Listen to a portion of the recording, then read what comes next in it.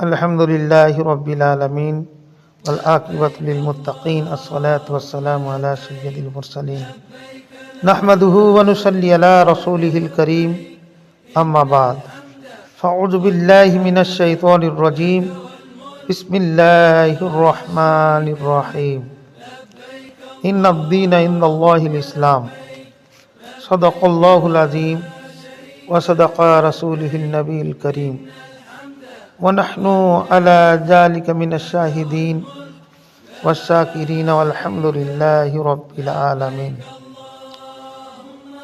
আমার प्यारा प्यारा মুসলমান ভাইরা, প্রত্যেককে জানাই অনেক অনেক ভালোবাসা ও সালাম। আজকে আপনাদের সম্পর্কে ইসলামের জীবনের পাশাপাশি ব্যক্তিগত ও পারিবারিক ও সামাজিক জীবনের উমরা পালনের ফজিলত সমূহ, আমরা যে উমরা করি কতটা তার ফজিলত সে সম্পর্কে আমরা আলোচনা করব। আলহামদুলিল্লাহ, আমাদের সমাজে উমরার উপকারিতাগুলো নিয়ে ততটা আলোচনা হয় না বললে চলে, যতটা হজের উপকারিতা নিয়ে করা হয়। উমরা সুন্নাত ইবাদত হওয়ার কারণে উমরা নিয়েও চর্চা হয় কম। উমরাকে হজে আসগার বা ছোট হজও বলা হয়। উমরার সংক্ষিপ্ত কিন্তু একটি সুন্নাহ ইবাদত। হজের সময় ব্যতীত যে কোনো সময় উমরা পালন করা যাবে। এটি মূলত মক্কা তথা কাবা ঘর কেন্দ্রীয় ইবাদত, যেটি উমরা কাফিরগণ তাফ এবং উমরাকারীগণ তওয়াব এবং সাই করার মাধ্যমে সম্পন্ন করে থাকে। উমরা পালনের গভীর আধ্যাত্মিক গুরুত্ব রয়েছে। যারা উমরা পালন করেন তাদের বলা হয় মুতামির। আমরা জানি উমরা পালনের মাধ্যমে মুতামিরগণ গভীর আত্মার পরিশুদ্ধি লাভ করেন। তবে এছাড়াও উমরার আরও কিছু গুরুত্বপূর্ণ উপকারিতা রয়েছে, যেগুলি আমাদের জীবনে দৈনন্দিন জীবনে ব্যাপকভাবে প্রভাব বিস্তার করে। হজ পালনের মতোই উমরা পালনের জন্য কোরআন ও হাদিসে মুসলিমদের জন্য নির্দেশ এসেছে। আল্লাহ কোরআনে পাকে বলেন, আর তোমরা আল্লাহর উদ্দেশ্য হজ উমরা পরিপূর্ণভাবে পালন করো। আল কোরআন। আবু হুরায়রা রাদিয়াল্লাহু তাআলা আনহু থেকে বর্ণিত, রাসূলুল্লাহ সাল্লাল্লাহু আলাইহি সাল্লাম বলেন, এক উমরা ও অপর উমরা পর্যন্ত সংগঠিত গুনাহগুলোর কাফফারা স্বরূপ কবুল হজের প্রতিদান জান্নাত ছাড়া আর কিছুই নেই। ইবনে মাজাহ 2888 পৃষ্ঠায় একটি হাদিসে উমরা পালনকারীদের আল্লাহর ঘরে মেহমান বলা হয়েছে। আব্দুল্লাহ ইবনে উমর রাদিয়াল্লাহু তাআলা আনহু থেকে বর্ণিত, রাসূলুল্লাহ সাল্লাল্লাহু আলাইহি সাল্লাম ইরশাদ করেছেন, আল্লাহর পথে যুদ্ধ বিজয়ী হজকারী ও উমরাকারী আল্লাহর মেহমান বা প্রতিনিধি। আল্লাহ তাদের আহ্বান করেছেন, তারা তার ডাকে সাড়া দিয়েছেন, আর তারা তার কাছে যা চেয়েছেন এবং তিনি তাদের দিয়েছেন। ইবনে মাজাহ হাদিস নম্বর 2893। নবী মুহাম্মদ সাল্লাল্লাহু আলাইহি ওয়াসাল্লাম অন্য একটি হাদিসের এ বিষয়ে আরও বলেছেন, হজ ও উমরা পালনকারীরা আল্লাহর মেহমান বা প্রতিনিধি।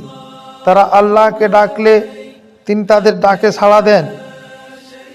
তারা তার কাছে মাগফিরাত কামনা করলে তিনি তাদের ক্ষমা করে দেন।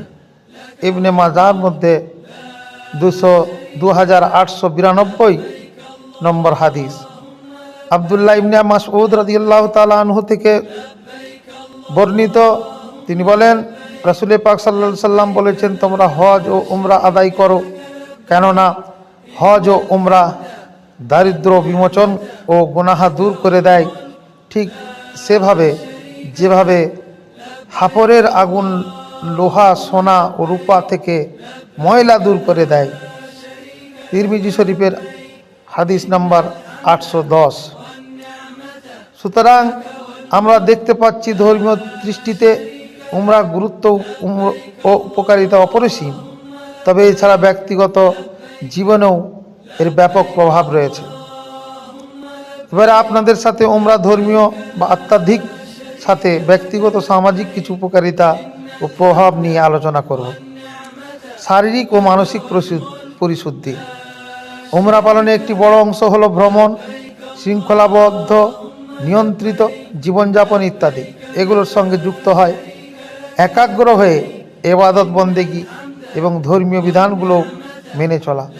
ব্যক্তিগত জীবনের একাগ্রতা ও ধর্মীয় জীবনের নিষ্ঠাপূর্ণ ইবাদত বা আল্লাহর প্রতি আনুগত্য মানুষের শরীর ও মনকে গভীরভাবে নাড়া দেয়। পারিপার্শ্বিক অবস্থায় পরিবর্তন এবং আধ্যাত্মিক মেলবন্ধনে শরীর ও মন দুটি পরিশুদ্ধ লাভ করে, যার ফলে আমরা দুনিয়াবি নানান চাপ থেকে মুক্ত হয়ে একটি নির্মল মন লাভ করতে পারি। পারিবারিক বন্ধনের দৃঢ়তা বৃদ্ধি। বর্তমান যুগে আমরা লক্ষ্য করেছি আমাদের পরিবারগুলো ভেঙে যাচ্ছে। পরিবারের সদস্যদের মধ্যে নানান কারণে দূরত্ব অনেক বেড়ে যাচ্ছে। উমরা পালন করতে যাওয়ার মাধ্যমে আমরা এই ভয়ঙ্কর সমস্যার একটি সুন্দর সমাধান করতে পারি। পরিবারের সদস্যদের নিয়ে উমরা করতে যাওয়ার ফলে সবাই একসাথে পুরোটা সময় মক্কা মদিনার একটি আধ্যাত্মিক পরিবেশে থাকার সুযোগ পায়। আত্মার বন্ধন সবাই নতুন করে উপলব্ধি করতে পারে।